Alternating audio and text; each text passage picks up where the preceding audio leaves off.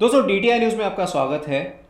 Monsoon लगभग जो है वो अपने आगमन पे है और शहर की ख़राब सड़कें जो हैं उनकी जो स्थिति है उससे तो आप वाकिफ़ हैं ही। दोस्तों, भले ही हमारा देश भारत सड़कें बनाने के मामले में अब बहुत ज़्यादा प्रगति पर है, और हो भी क्यों ना, क्योंकि सड़क निर्माण का जो कार्य है वो श्री नितिन गडकरी जी के हाथों में है, जिन्होंने वक्त वक्त पर अपनी जो इस मामले में प्रगतिशीलता है उसे प्रूव किया है। दोस्तों, आइए एक वीडियो देखते हैं जिसमें नितिन गडकरी जी द्वारा कुछ जो बातें कही हुई हैं उन्हें हम देखते भी हैं और सुनते हैं। एनएचआई की पोजीशन फाइनेंशियली बहुत स्ट्रांग है और मैं हाउस के रिकॉर्ड पर बता रहा हूँ कि मैं 5 लाख करोड़ के रोड हर साल बना सकता हूँ और मुझे हमारे पास पैसे की कमी नहीं है सर। और आप ये मेंबर ऑफ पार्लियामेंट है, उनको पूछो, कोई भी पार्टी का है, जो मुझे रोड मांगने के लिए आता है मैं उसका सैंक्शन कर दे। कि देश का पहला एक्सप्रेस हाईवे बनाने का सौभाग्य मुझे मिला। तो मैं मुंबई और पुणे के बीच में हाईवे की टेस्ट कर रहा था, तो मैं गाड़ी में बैठा था और उस समय वहां के L&T के और हिंदुस्तान कंस्ट्रक्शन के दोनों मालिक पीछे बैठे थे, दोनों के पैकेज थे। और मैंने उनको कहा था कि 140 किलोमीटर स्पीड पर मैं थर्मास से चाय निकालूंगा और चाय पीऊंगा, और एक भी बूंद अगर नीचे गिर गया तो तुम्हारी खैर नहीं, तुमको छोड़ूंगा नहीं। और मैंने टेस्ट की और मैं यशस्वी हुआ। दोस्तों, तो आपने सुना नितिन गडकरी जी के द्वारा कई सारी जो चीज़ें हैं सड़क निर्माण के मामले में उन्होंने बड़े ही अच्छे तरीके से रखी, और ये भी हमें बताया कि सड़क के मामले में उनके पास बजट का कोई जो है वो कमी नहीं है, और जितनी भी सड़कें हैं उन्हें जल्द से जल्द कुछ सालों में कवर कर लिया जाएगा।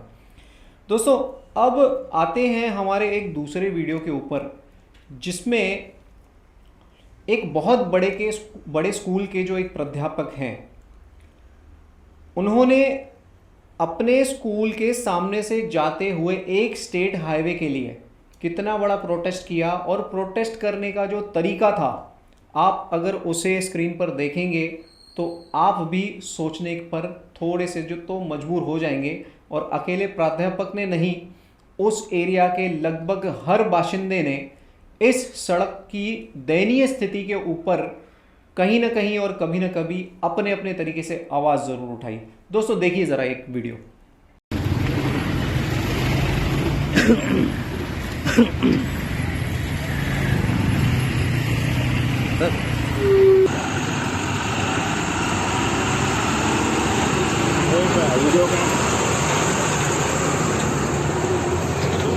चलो चलो, मैं तो टकला होने वाला था, मैं टकला होगा। साला बच्चे को बचा नहीं सकता मैं।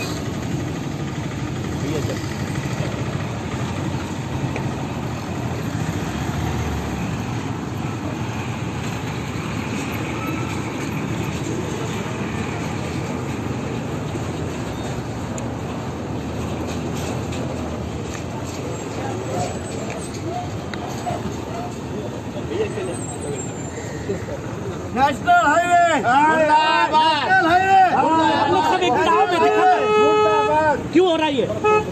क्यों हो रहा है? मुर्दाबाद, मुर्दाबाद। ये 25 साल का नाला है, 3 किलोमीटर ये 25 साल का नाला है। इसको रोड रुंदीकरण करना है, 2.5 महीना पहले इसने सब नाला सब बंद कर दिया।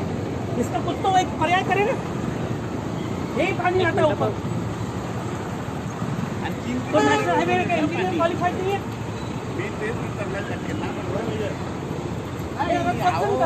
बारिश के ऊपर से भी आता है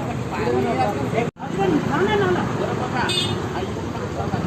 दोस्तों, अब आगे आते हैं कि जब आप कल्याण ब्रिज से सेंचुरी स्कूल के तरफ आते हैं और वहाँ से महरल और कांबा की तरफ वाली सड़क पे जाते हैं अपनी गाड़ी से या किसी भी मोड ऑफ ट्रांसपोर्ट से, तो आज भी उस सड़क की जो स्थिति है पहले जैसी तो नहीं, पर अब भी दयनीय बनी हुई है, क्योंकि बारिश के बाद में काम लगभग ठप हो जाएगा।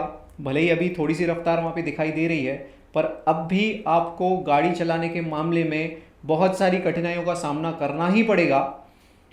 और कई सारे जो रोड के एजेस हैं वो गाड़ी चलाने के मामले में अब भी जानलेवा बने हुए हैं। दोस्तों, उस सड़क से जब आप गुजरेंगे तब आपको इसी स्कूल द्वारा एक बहुत बड़ा बिलबोर्ड दिखाई देगा, जिसमें लिखा हुआ है थैंक्स टू, फिर मंत्रियों के काफ़ी सारे नाम हैं, हमारे शहर के एमएलए का भी नाम है, हमारे मुख्यमंत्री साहब का भी नाम है। दोस्तों, मैं बता दूं कि ये जो बिलबोर्ड है तकरीबन 40 से 50 फीट ऊंचा है, और उसी के नीचे एक लाइन लिखी हुई है कि for completing the impossible task of concretisation from Varap to Kamba before monsoon. तो दोस्तों, ये थैंक्स गिविंग बिलबोर्ड है कि जो बहुत बड़ा इम्पॉसिबल टास्क था। अब दोस्तों, ये समझ में नहीं आ रहा कि एक सड़क को बनाने का मामला इम्पॉसिबल टास्क किस तरीके से कहा जा रहा है। इससे पहले वाले वीडियो की तरफ मैं आपका फिर से ध्यान दिलाना चाहूँगा कि ज़रूर ये सड़क बनाने के मामले में काफ़ी सारी मशक्क़तें जो हैं वो झेलनी पड़ी होंगी। और वैसे भी आपने देखा होगा कि प्राध्यापक साहब खुद जो है वो उस सड़क की दयनीय स्थिति में लौट गए थे ताकि सरकार का उस ओर ध्यान खिंचवाया जा सके। दोस्तों, यहाँ पे मैं एक चीज़ और ऐड करना चाहूँगा कि 2 साल या 1.5 साल पहले उसी स्कूल के बच्चों ने भी वहाँ के पॉट होल्स भरने का काम किया था और शायद ह्यूमन चेन भी बनाई थी। दोस्तों, ये जो लोकल नेता हैं वहाँ की ये परिस्थिति है। अब बात करते हैं कि क्यों सड़क बनाने के मामले में हमें हमेशा प्रोटेस्ट ही करना पड़ता है या अपने नगर सेवकों और उनके जो आला अधिकारी हैं उनके पीछे पड़ना पड़ता है। हालांकि हमारे ही नहीं, बहुत बड़े बड़े शहरों के जो बजट्स हैं वो सड़क निर्माण के कार्य में उनके लिए बहुत ज़्यादा प्रावधान है। तो क्यों प्रशासन सड़कें जो आज की डेट में मुख्य ज़रूरत है उस मामले में इतनी ज़्यादा उदासीनता बरतता है, ये एक बहुत बड़ा प्रश्न है। दोस्तों, हमारे शहर में भी सड़क निर्माण के जो कॉन्ट्रैक्ट्स हैं वो 2 से 3 बड़ी कंपनियों को जाते हैं, जिनके अगर नाम मैं आपको गिना दूं तो एक है जय भारत कंस्ट्रक्शन कंपनी और दूसरी है झा पीएन कंपनी और उनकी जो टीम्स हैं। क्योंकि हमारे शहर में तकरीबन होता ये है कि एक कॉन्ट्रैक्ट जो है किसी भी चीज़ का एक बड़े कॉन्ट्रैक्टर के हाथ आता है, फिर टुकड़े टुकड़े में जो है वो अपने सबॉर्डिनेट्स जो कॉन्ट्रैक्टर्स हैं या शेल कंपनीज हैं उनके द्वारा वो काम करवाते हैं। ये आज का सिलसिला नहीं है, ये कई दशकों से ऐसा ही चलते आ रहा है। दोस्तों, हमारे शहर में भी अगर अधिकारियों से आप अगर बात करें तो सड़क निर्माण के बाद कॉन्ट्रैक्टर से गारंटी जो है वो 6 महीने के पीरियड की मांगी जाती है और कॉन्ट्रैक्टर हंसते हंसते उसे दे भी जाता है। और आप ये भी देख सकते होंगे कि हर बनाई हुई सड़क 6 महीने से ऊपर चलती भी नहीं है। तो जितनी गारंटी उतना काम। अब इस मामले की स्क्रूटनी किस तरह की जाती है, इसका जवाब जो है वो तो मनपा के संबंधित अधिकारी दे सकते हैं।